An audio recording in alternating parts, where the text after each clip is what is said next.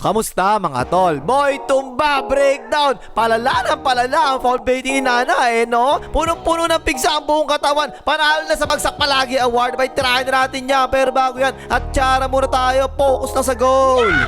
Okay game, ang dami nagagalit niyo kay Nana mga tol. Flapper daw kasi no? Totoo ba talaga yan? Eto mga tol, papakita ko sa inyo ang history ni Nana ha? Nagsimula yan sa Clippers, diba? Nung rookie season niya, 26.5 minutes na siya naglalaro nun, 10.8 points per game lang at 2.4 free throw attempts per game lang. Konti lang ha? O diba? Parang hindi pa ata siya flapper noon eh. Pinakamarami niyang free throws nung rookie season niya, 10 free throws laban sa Warriors. Pero normally, 2 hanggang 5 free throws ang nakukuha niya kada laro ha? At sa 22 na laro, wala siya nakakuha free throw kahit isa.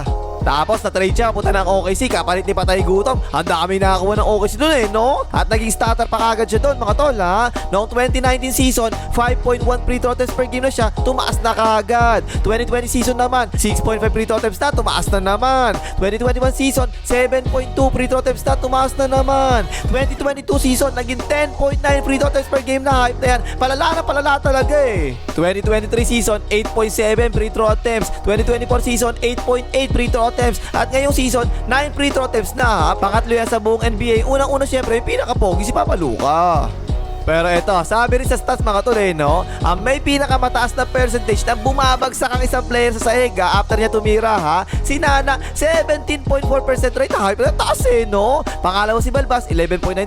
Pangatlo naman yung anak ni Lebron, 9%. Pang-apat si Gagamboy, 8.4%. At panlima si Victor Wembanyama, 4.2% lang. Pero ito pa matindi mga tol ha, kapag sinama naman natin yung mga shot attempts na tinawagan ng foul yung tumatawa kay Nana ha, 19 out of 37 na foul shots, bumagsak talaga si Nana sa sahig mga tol eh. 51.4%, napakataas, ayop no? Kaya nga sabi ko kanina diba, bibigyan talaga natin si Nana ng Bagsak Palagi Award. Yan bang ganyan? Accident lang ba yan? Hindi ba niya sinasadya yan? O sinasadya talaga niya bumagsak palagi para mapituan siya ng referee? O ito mga tol, tingnan niyo mga susunod na clips natin ha. At kayo na lang ang mag-decide, hindi na ako. Papakita ko sa inyo kung paano unti-unting lumala talaga ng lumala yung mga ginagawang flops ni Nana. Simulan natin nung nasa Clippers pa siya ha. Sa 16 nakahanap ako na na-foul siya nung nasa Clippers pa siya. 3 beses na siya bumagsak ton mga tol eh. At parang message naman kung bakit siya bumagsak. Tulad niya, tingnan mo, tinamaan yung braso niya, di ba? Kaya siya bumagsak. Eh di legit na bumagsak talaga siya. O ito pa isa, tinamaan yung braso niya rito pero hindi siya bumagsak ha. Pero nakakuha niya ulit. Ayan, natuon siya kaya bumagsak siya. Legit na naman eh.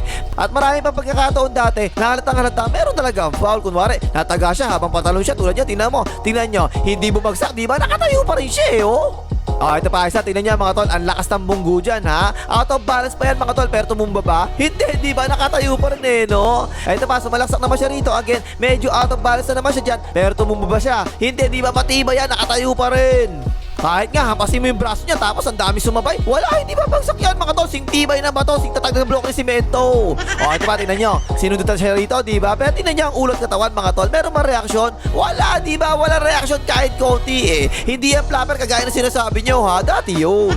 Kahit sa mga jumpers mga tol eh, kapag tinamaan yung braso niya habang tumitira siya, makikita mo talaga, halos walang reaksyon talaga eh, no? Yung tama lang talaga yung reaksyon niya, ganyan, tingnan nyo, oh. Okay pa, tingnan nyo, tinamaan ng braso niya, diba? Meron ba reaksyon? Meron ba? Wala, kahit kapiraso reaksyon, wala talaga eh. Hoy, like mo, hype ka, ano na? Kanina ka pa nanonood, di ka pa na nag-like, tigas na mukha mo eh. Mag-like ka na!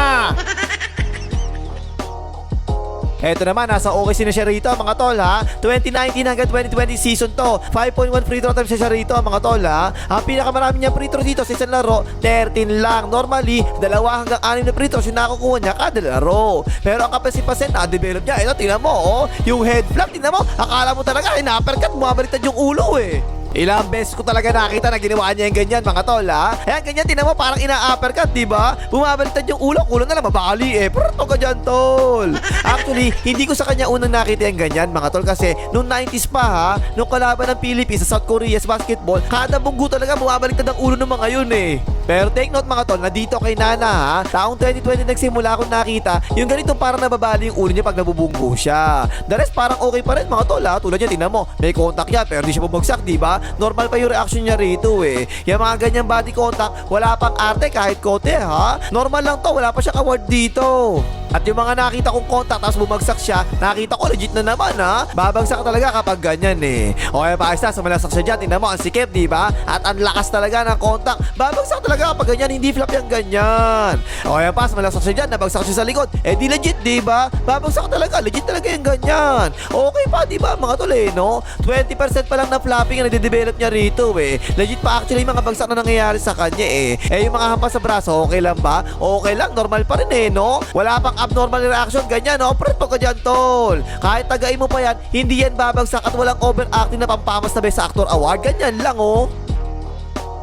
Tapos 2020 hanggang 2021 season, 6.5 free throw attempts na to ha. Medyo dumadami na ha. Yung mga more than 10 free throws niya sa isang laro, 7 times na nangyari yun mga tol. Maraming best na rin na more than 6 free throws yung nakukuha niya kada laro.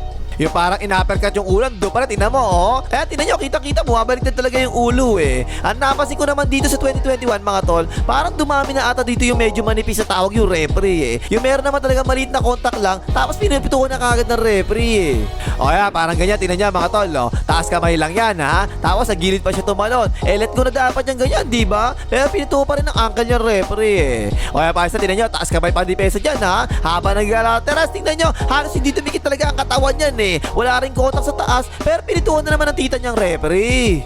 At halatang medyo dumadami na ang pambagsak niya rito mga tol ha. Eh meron body contact yan, manipis lang naman eh. Pero pataas lang talon ng depensa dyan ha. Siya to kakaibang ginawang tira, tingnan mo. Kaya na-out of balance siya, kaya yun, bagsak ka dyan, Paul ka dyan tol, bumagsak eh.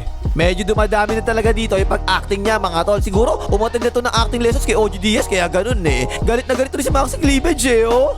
Take note mga tol ha, taong 2021 to mga tol. Hindi pa natin napapansin dati kasi hindi pa siya sikat noon eh. Kaya tinan mo, taas kamay lang yan ha. Pero bumagsak na naman, best actor talaga ang hayop eh no. O diba, tinan nyo, nasagi naman talaga ni Bayabas sa likod. Pero bahagyang-bahagyaran talaga eh. Pero tingnan nyo ang acting na walang niya. Akala mo, tinulak ng pagkalakas-lakas, dapat napapawalang yan. Tigas ng mukha eh.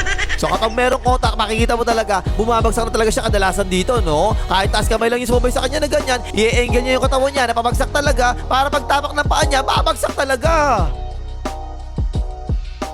Tapos 2021 hanggang 2022 season mga tol, 7.2 free throw attempts na siya rito, lumalala na eh no. 16 times na nangyari na more than 10 free throws na nakuha niya sa isang laro. At normal na nakukuha niya free throws dito, 4 hanggang 8 free throws na kada laro ha. Ang pinakamarami niya sa season na to mga tol, 17 na free throws laban sa Kings at 16 na free throws laban sa Rockets. At dito sa season na to mga tol, ayan na, nanunungkit na ng braso ni Nana. Ganyan, tinan mo, operato ka dyan tol. Nagre-reklamo na rin palagi, tumatao sa kanya kapag pinupituhan sila ng foul. Ganyan, tinan mo, hindi makapaniwala, tinawagan siya ng foul eh. Eh kasi, madalas na talaga bumabagsak, ganyan, tingnan mo. Simpleng layup lang yan mga tol ha. Pero tingnan nyo ang landing niya kasi, ang lambot talaga ng tuhod, ang bagsak talaga eh no. Ayun, nagre-reklamo na tuloy yung pinituhan.